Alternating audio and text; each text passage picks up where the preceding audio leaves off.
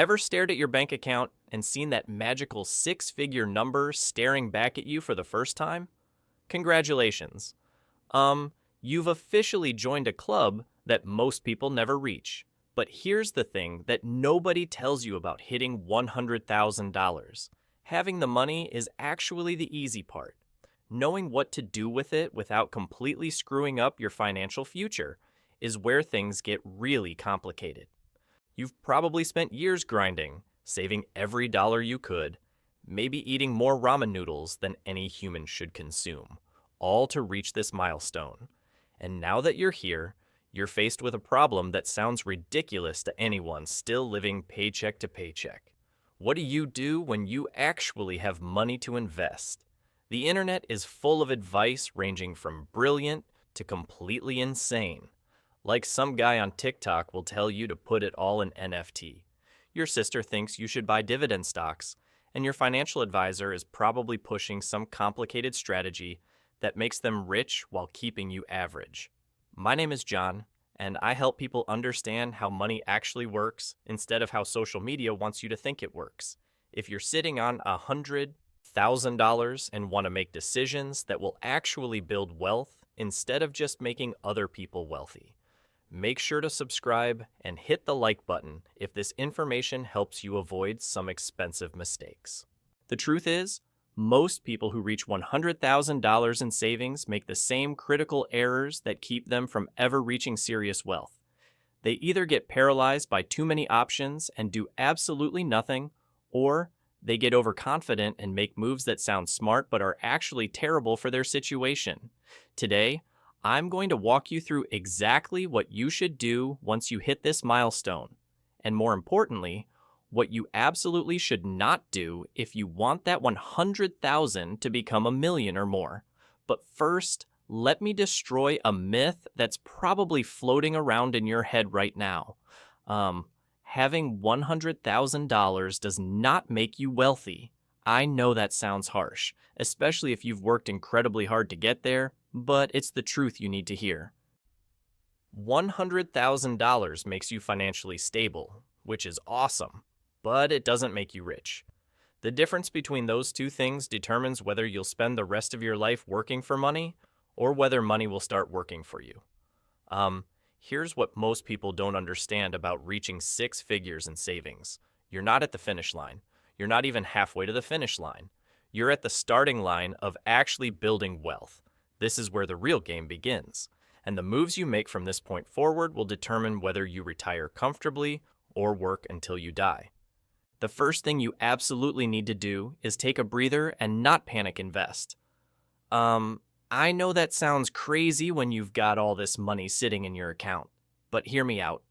The biggest mistake people make when they hit 100,000 is immediately rushing to deploy all of it because they're afraid of missing out on market returns. They've been saving for so long that they think any day not investing is a day wasted. This impatience leads to some spectacularly bad decisions. Take a step back and think about your complete financial picture. Yes, having six figures saved is incredible, but what does the rest of your situation look like? Are you carrying any debt? Do you have a solid emergency fund separate from this money? What are your actual life goals? What are your income prospects? These questions matter more than whatever the stock market did yesterday. You need to really understand where you're starting from before you make any big moves. Don't let FOMO make you do something you'll regret. The second thing you need to do is optimize your foundation before you even think about investing most of this money. This isn't sexy advice, but it's the difference between building wealth and staying stuck forever. If you don't have a proper emergency fund, you need to carve out a portion of that $100,000 for this purpose immediately. I don't care how boring it sounds or how little interest you're earning. Your emergency fund isn't an investment. It's insurance against life punching you in the face when you least expect it. How much should you set aside? The old rule of 3 to 6 months of expenses still applies, but with a twist. If you're single, have no dependents, and work in a stable industry, 3 months might be enough. If you're married with kids, own a home, or work in a volatile field, lean closer to 6 months or even more. Some people think having money invested in the stock market counts as an emergency fund because they can sell if needed. These people have never experienced a real emergency during a market crash. When you lose your job and the market is down 30%, you'll understand why cash is absolutely king. But here's where it gets interesting. You don't just stuff this emergency fund under your mattress or leave it in some checking account earning basically nothing. High-yield savings accounts are currently offering rates that haven't been seen in over a decade.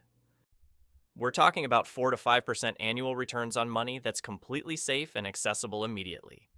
Let's do some quick math that will probably surprise you. $10,000 in a traditional savings account, earning basically nothing, generates maybe $10 per year.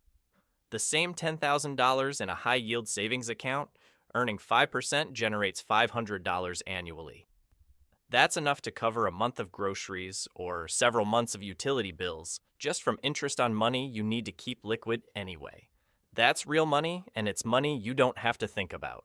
The third critical move is eliminating any high-interest debt before you invest a single dollar. I know this advice is about as exciting as watching paint dry, but it's mathematically essential. If you're carrying credit card debt at 20% interest while investing in the stock market hoping for 10% returns, you're literally paying someone else to make you poorer. The guaranteed return from paying off high-interest debt beats the uncertain returns from any investment. This becomes especially important when you consider the psychological aspects of debt. Carrying debt while trying to build wealth is like trying to fill a bucket with a hole in the bottom. Even if you're making good returns on your investments, those monthly debt payments are constantly draining your cash flow and limiting your options. Debt elimination provides something that investments never can: guaranteed returns and immediate cash flow improvement. Here's where most people mess this up.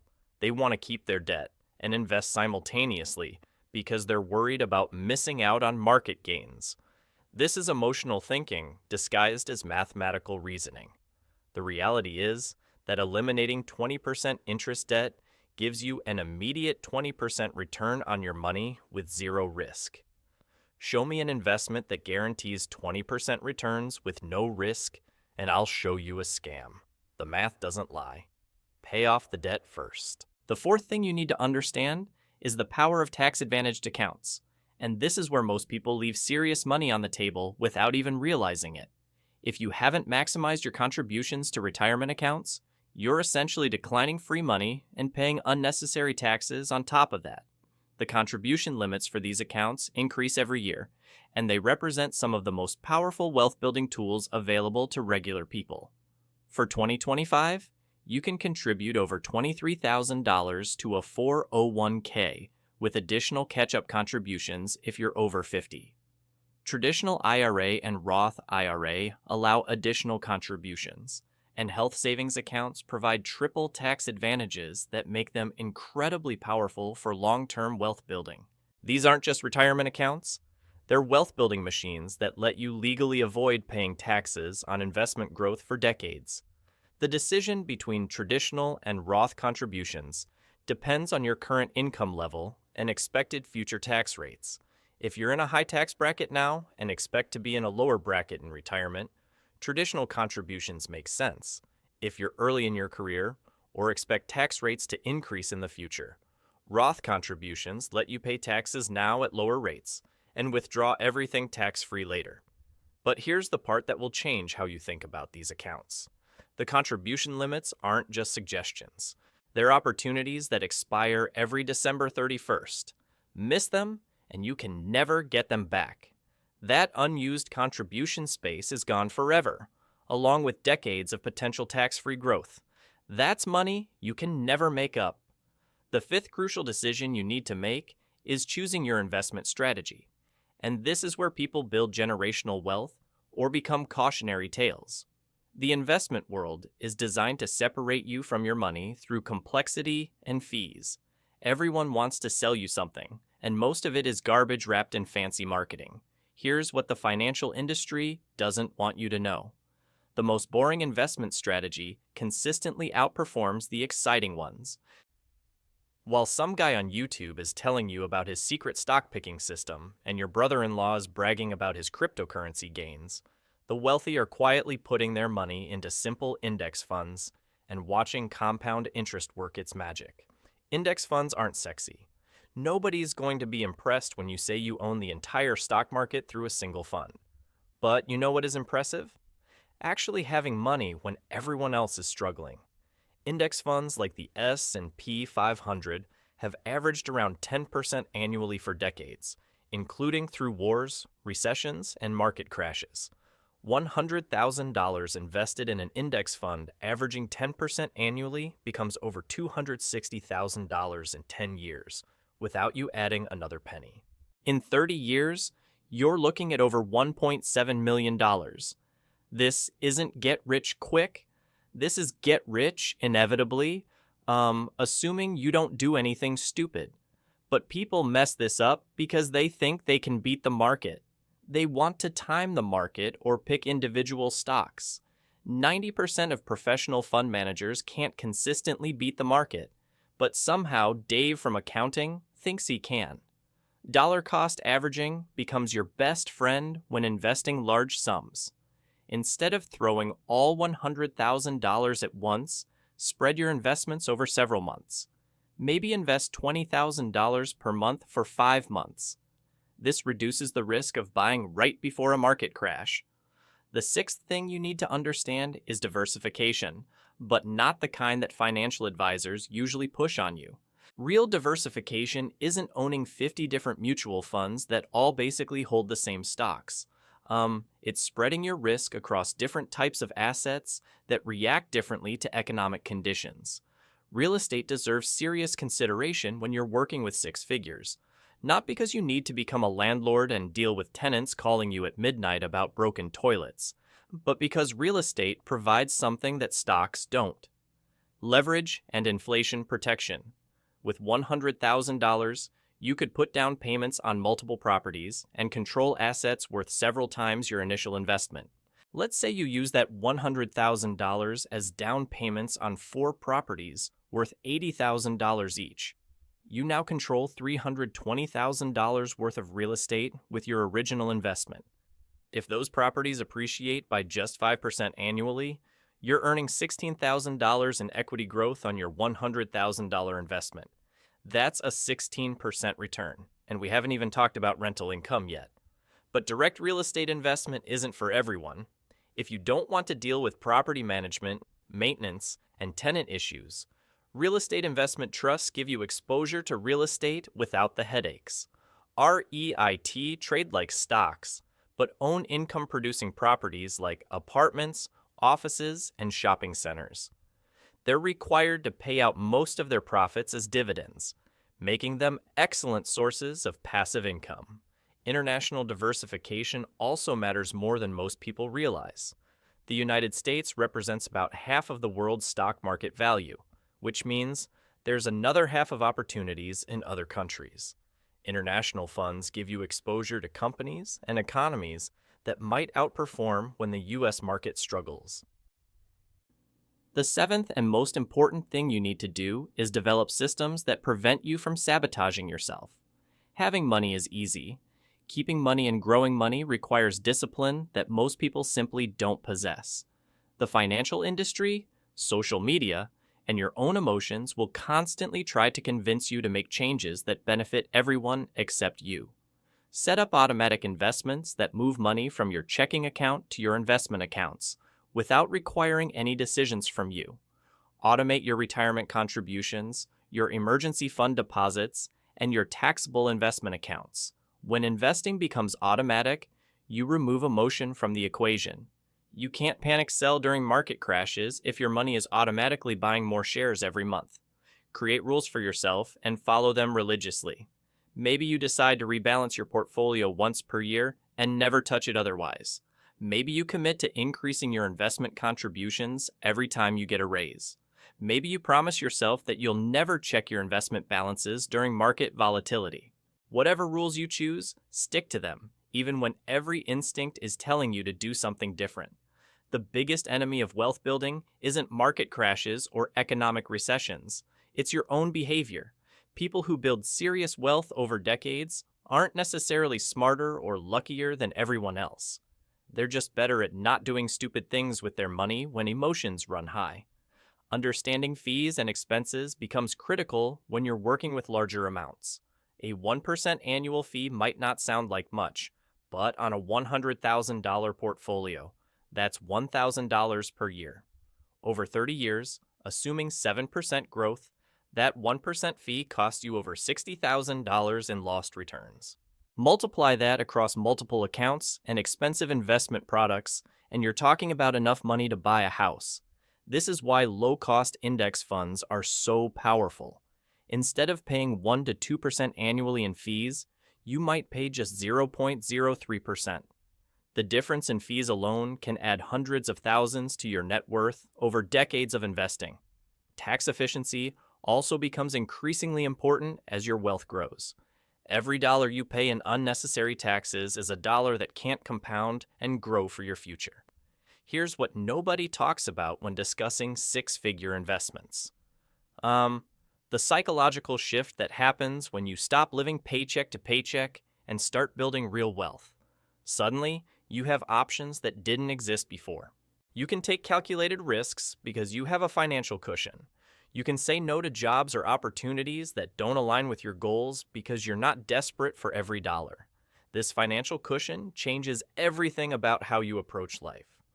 When someone offers you a business partnership or investment opportunity that requires some capital, you're not automatically excluded because you're broke. When a great deal on real estate comes along but needs a quick close, you can actually act on it instead of watching someone else get rich while you scramble for financing. Having money also protects you from making desperate decisions that poor people are forced into every single day. You don't have to take the first job offer that comes along because you need to pay rent next week. You don't have to sell investments at the worst possible time because you need cash for an emergency. You don't have to pay ridiculous interest rates on loans because you have no other options. But with great power comes great responsibility. And the responsibility is not to blow it all on stupid stuff that makes you feel rich for 5 minutes. The temptation to upgrade your lifestyle the moment you hit six figures is overwhelming. Suddenly, that expensive car doesn't seem so expensive anymore. That luxury apartment starts looking reasonable. Those designer clothes feel like something you deserve after all your hard work. This lifestyle inflation is exactly what keeps people stuck in the middle class forever. No matter how much money they make, they hit a new income level or savings milestone and immediately find ways to spend it all. They mistake having money for being wealthy, and they end up right back where they started, except with more expensive problems. The wealthy understand something that most people never figure out. Your lifestyle should be based on your passive income, not your net worth. Just because you have $100,000 doesn't mean you can afford to live like you have $100,000. That money needs to work for you, not get spent on things that make you temporarily happy but permanently broke. Here's a reality check that might sting a little. If you took that entire $100,000 and spent it on lifestyle upgrades, cars, vacations, and other consumption, you'd have nothing to show for it except memories and maybe some photos on Instagram. But if you invest it wisely and let it grow for 30 years, you could have over $1.7 million. That's the difference between thinking like a consumer and thinking like an investor. The compound interest on properly invested money becomes absolutely ridiculous over long time periods. There you have it. 7 moves that separate people who stay broke from those who actually build wealth. Follow these steps. Resist the urge to do anything flashy or impressive. And in a few decades, you'll be laughing at everyone who's still arguing about cryptocurrency and meme stocks on social media while you're sitting pretty, financially free, and living the life you actually want. The journey from $100,000 to serious wealth isn't glamorous, but it works. Thanks for watching, and don't forget to subscribe.